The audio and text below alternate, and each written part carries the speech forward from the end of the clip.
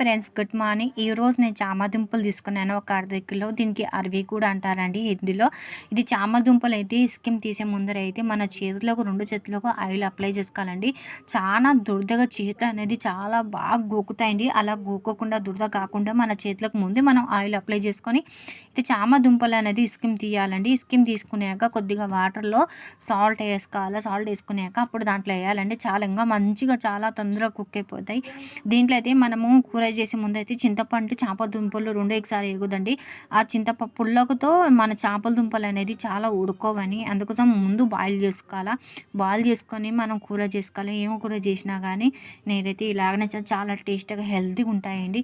ఎవరికైనా కాళ్ళ నొప్పులు, నడుము నొప్పి, మన చేతులు జాయింట్‌లో నస్తాయి కదండీ! దానికైతే చాలా మంచి రెసిపీ అండి. చాలా మంచి రిజల్ట్ అనేది చాలా మంచిగా వస్తాయి. తొందరగా వస్తాయండి.